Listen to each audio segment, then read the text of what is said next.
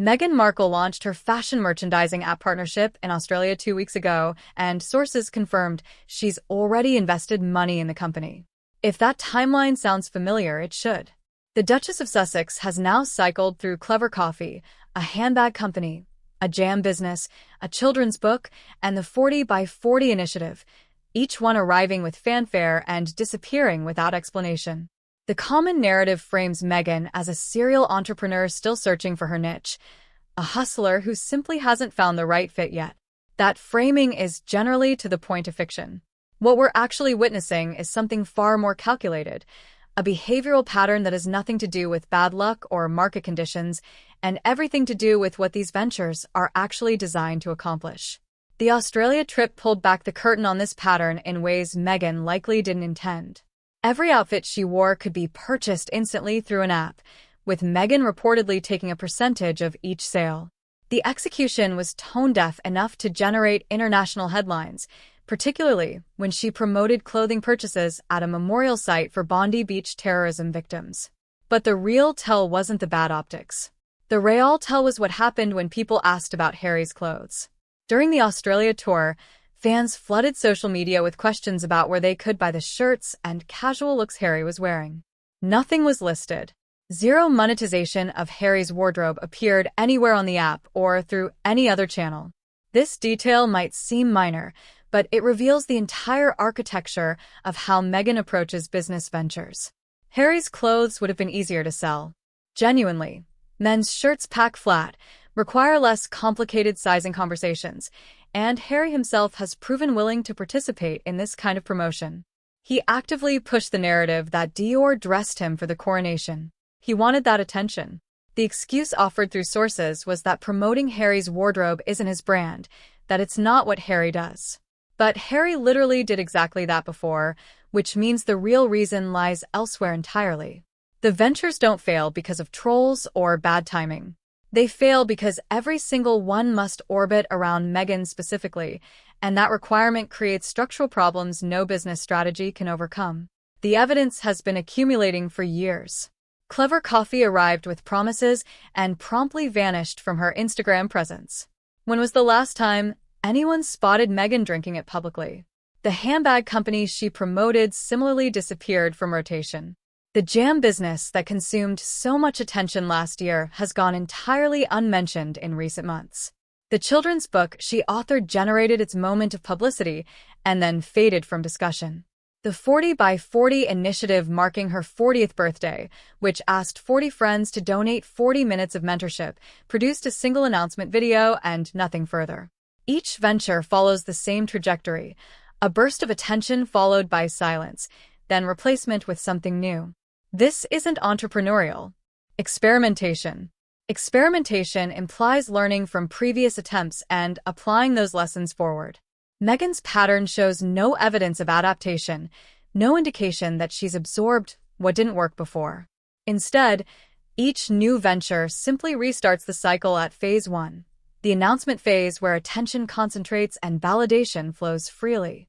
The question isn't why these ventures fail. The question is whether failure even matters to the actual purpose they serve.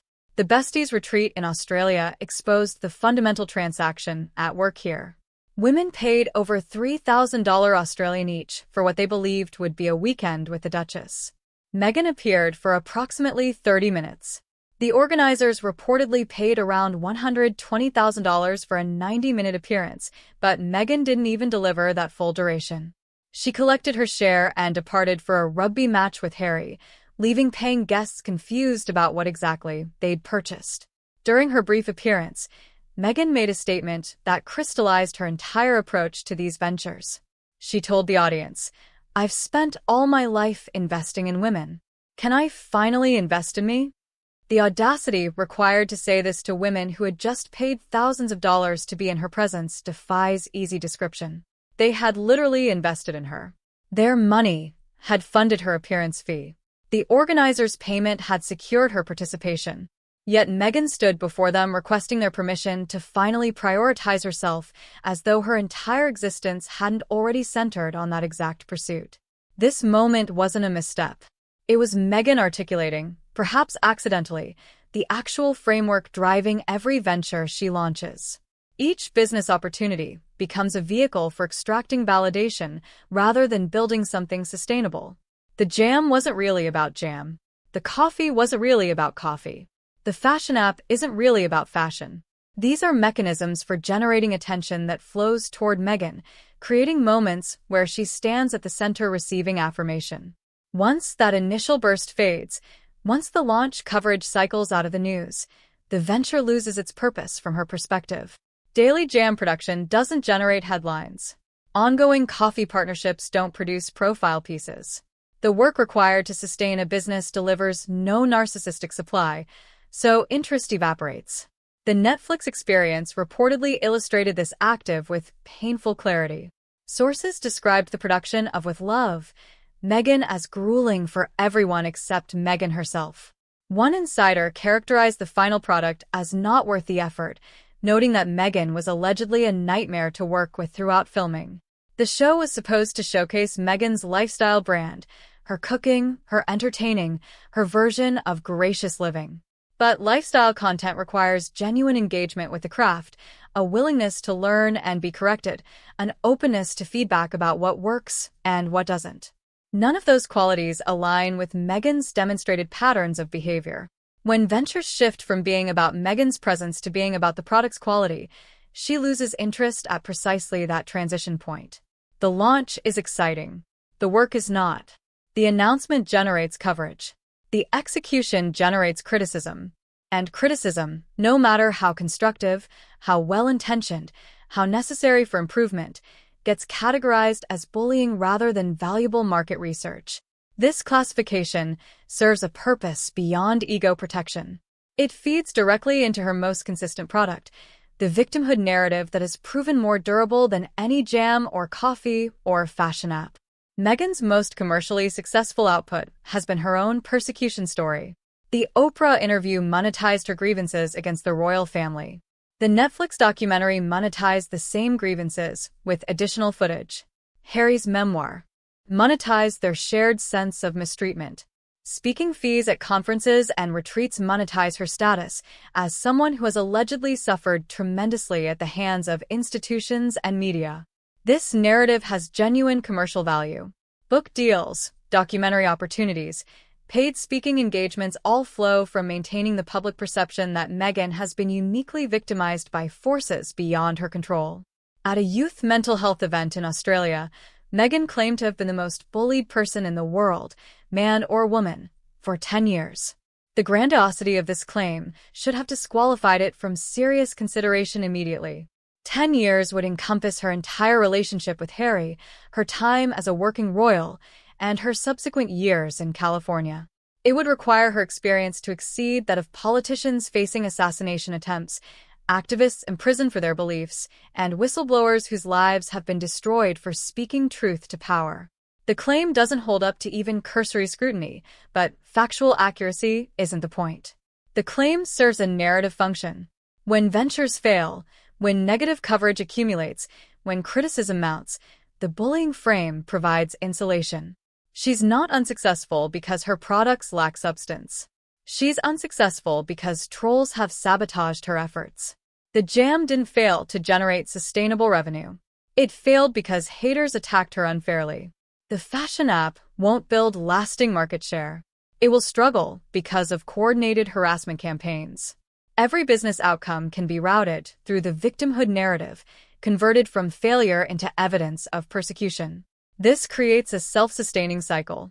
Launch a venture, generate attention, collect validation during the announcement phase, lose interest once the hard work begins, watch the venture fade, blame external forces for its decline, and then use that perceived persecution for the next paid appearance, where she can describe her suffering to a sympathetic audience.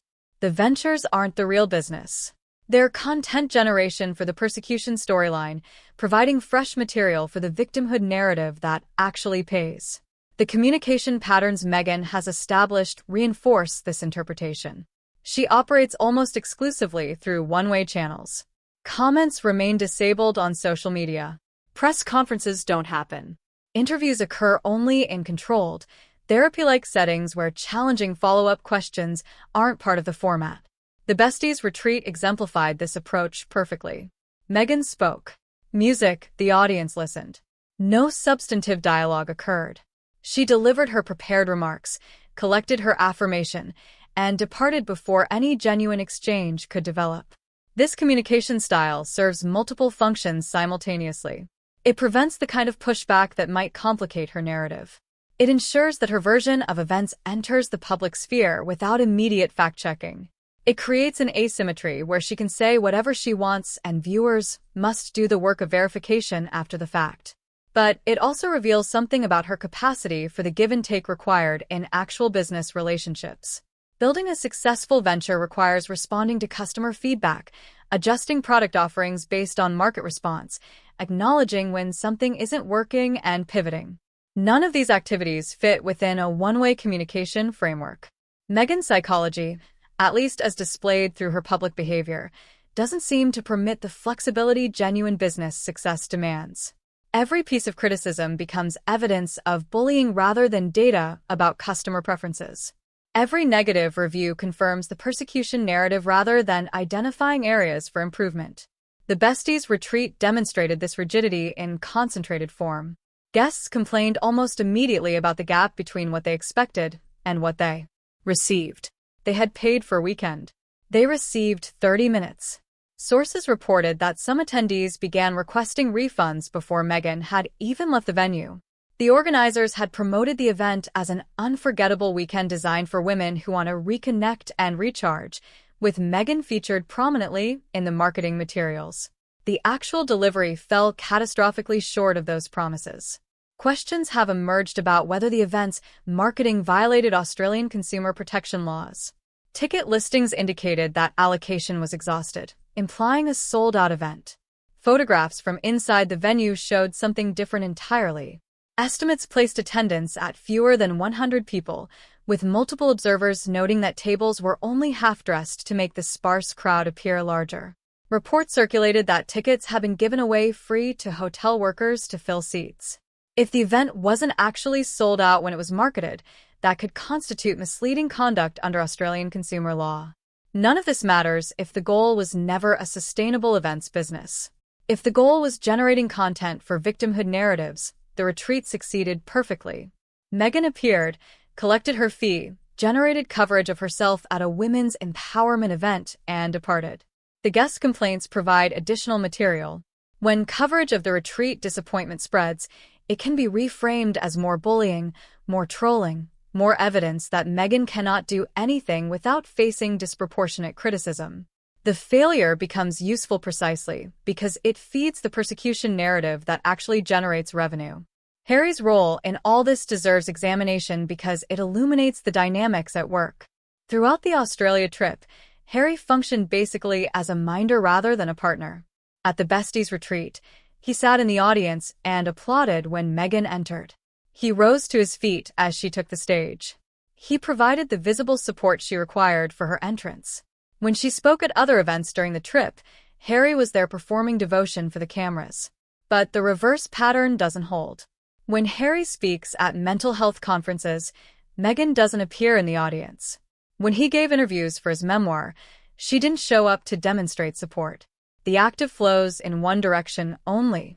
Harry must witness Meghan's appearances, validate her performances, demonstrate that he finds her compelling even when he's heard the same stories dozens of times. Sources who attended the Besties retreat reported that Harry appeared to be falling asleep during portions of Meghan's remarks. He's heard the narrative before. He knows every beat of every story she tells, but he's required to be present anyway, performing engagement regardless of his actual interest level. The decision to exclude Harry from the fashion app monetization makes sense within this framework. His shirts would have been genuinely easy to sell. Men's casual wear faces fewer fit complications than women's fashion. Harry had already shown willingness to participate in this kind of promotion through his Dior collaboration. Including him would have been smart business, but smart business wasn't the objective. The objective was maintaining Meghan at the center of all attention, all revenue, all focus. Harry's wardrobe-generating sales would have diverted some percentage of interest away from Meghan, and that diversion, however small, proved unacceptable. Sources close to the situation have characterized Meghan as unable to tolerate competition in any form. This assessment appears consistently across reporting from multiple outlets over several years. Former staff members, journalists who covered the royal beat during Meghan's working royal period, and observers who have tracked her business ventures all arrive at similar conclusions. Everything must center her. The jam featured her face on the packaging. The cookbook showcased her recipes. The fashion app tracks her outfits specifically. When ventures can't maintain that singular focus, when they require sharing spotlight with collaborators or partners, they become unsustainable for her. This psychological requirement creates a structural ceiling on what Meghan can achieve. Genuinely successful businesses almost always involve collaboration, delegation, and shared credit. Building something that scales requires trusting others to execute, accepting that some decisions will be made without your direct involvement, acknowledging that team members deserve recognition for their contributions. None of these activities seem to fit within Meghan's operational framework. She reportedly struggled with staff during her working royal period precisely because delegation required trusting others to act in her name without constant oversight. The pattern repeats across every domain where she's attempted to build something. The Archewell Foundation has produced minimal concrete output relative to the attention it generates. Partnerships with Spotify and Netflix have yielded far less content than the contract value suggested. Products launch and fade with no apparent infrastructure for long-term development. Each venture seems designed for the announcement moment rather than the execution phase, optimized for generating initial coverage rather than building sustained market presence. The candle launch represents the next iteration of this cycle. Meghan has introduced music, candles inspired by her children, with scents named after Archie and Lily. The timing places this product drop just before King Charles's American visit, ensuring coverage of Meghan's maternal branding coincides with royal family activities. The children's titles feature prominently in the marketing, Prince Archie and Princess Lily appearing explicitly despite previous claims that the family sought privacy for the kids. The trajectory is predictable from here. The candles will generate announcement coverage. Meghan will appear in interviews discussing how motherhood inspired this product, how her children bring such light into her life, how she wanted to share some version of that warmth with her followers. Then the actual work of running a candle business will become apparent. Quality control, fulfillment logistics, customer service, inventory management, seasonal production planning. None of these activities generate narcissistic supply. Interest will fade. The candles will quietly disappear from prominence, replaced by whatever comes next. The fashion app partnership will follow the same arc. Reports will emerge over the coming months that engagement has dropped, that the technology partnership isn't meeting projections, that Meghan's interest has shifted elsewhere. Within 6 to 8 months, the app likely vanished from her promotional activities entirely, joining Clever Coffee and the handbag company in the graveyard of abandoned ventures. No public acknowledgement of its ending will occur. It will simply stop appearing in her content, replaced by whatever new opportunity promises fresh attention. The children represent the next frontier for monetization, and that shift appears already underway. The candle launch using their names and identities tests whether the public will accept more direct commercialization of Archie and Lily. The Easter video showing what appeared to be Lily running through grass served a similar trial balloon function. Each incremental step gauges reaction, determining how much the audience will tolerate before pushing back exceeds acceptable levels. This represents both Meghan's diminishing options and her most reliable remaining asset. She has largely exhausted her personal narratives. Actress Meghan provided material for a while, but those stories dried up. Royal Meghan generated enormous interest, but her working royal period lasted only 18 months, and she's been telling those stories for years now. Lifestyle Meghan produced the Netflix series, but that hasn't opened doors to the broader lifestyle empire she apparently sought. Wellness Meghan is the current iteration, but wellness content requires expertise she hasn't demonstrated and authenticity she struggles to project. The children offer something different. They grow. They change. They have birthday milestones and school transitions and developmental achievements. They provide renewable content in ways that Meghan's other narratives don't. The question is whether monetizing them directly will generate the backlash that constrains other ventures, or whether Meghan's audience will accept this escalation as natural celebrity parenting. The underlying pattern won't change, regardless of which ventures succeed or fail in commercial terms. Meghan will continue launching new opportunities that center her image and validate her status. Each launch will generate its moment of attention. Each will fade once the work phase begins. Each failure will be attributed to external forces rather than structural problems with the approach itself. And each attribution will feed the victimhood narrative that remains her most consistent product. The difference between Meghan and genuinely successful entrepreneurs isn't ambition or even talent. Plenty of entrepreneurs have major egos and still build lasting companies. The difference is capacity for sustained effort without constant external validation. Building something real requires years of work that generates no headlines, no coverage, no applause. It requires tolerance for criticism and willingness to adjust based on feedback. It requires accepting that sometimes the product matters more than the person behind it. Nothing in Meghan's public behavior suggests she possesses these capacities. Her ventures will continue to launch and fade because they're designed for a purpose they successfully serve, generating moments of attention that feed her need for validation. The actual products are irrelevant.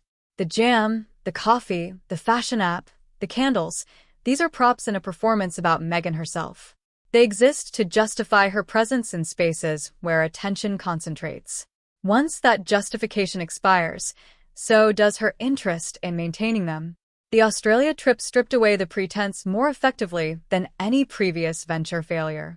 Watching Meghan promote clothing purchases at a terrorism memorial site, then abandon paying guests after 30 minutes to attend a rugby match, illustrated the actual priorities operating beneath the branding language. She collected what she came for and departed. Music. The women who paid for her presence served their function and were discarded. The fashion app served its function and will be discarded in turn. Everything and everyone exists in relation to what Meghan needs in the moment, and nothing commands sustained attention once that need has been met. The prediction here requires no particular insight. The fashion app will fade within months. The candles will cycle through their announcement coverage and disappear. The children will be monetized more directly as other assets exhaust their value. The victimhood narrative will continue regardless of actual circumstances because it remains commercially viable. And Harry will continue appearing at events where Meghan performs, demonstrating devotion for cameras while looking increasingly like a man who signed a contract he can't escape. What won't change is the fundamental architecture. Meghan cannot build sustainable ventures because sustainability requires qualities her public behavior doesn't display. She cannot sustain attention on anything that isn't herself. She cannot tolerate collaboration that requires sharing spotlight. She cannot accept criticism without routing it through persecution frameworks. She cannot do the unglamorous work that actual businesses demand. These aren't temporary limitations she might overcome with the right opportunity or the right partner. They appear to be structural features of how she operates, visible across years of ventures and relationships that follow identical patterns. The common narrative suggests Meghan simply hasn't found her niche yet. The evidence suggests she's found it exactly. Her niche is generating attention that flows toward herself, and she's extremely effective at it. The ventures aren't failing. They're succeeding at their actual purpose, and then being replaced once that purpose has been served. Understanding this distinction reveals why the cycle will continue indefinitely and why expecting different results from the next launch misreads what these launches are actually designed to accomplish. The comment section is yours. Tell me where you stand, and subscribe for the next update.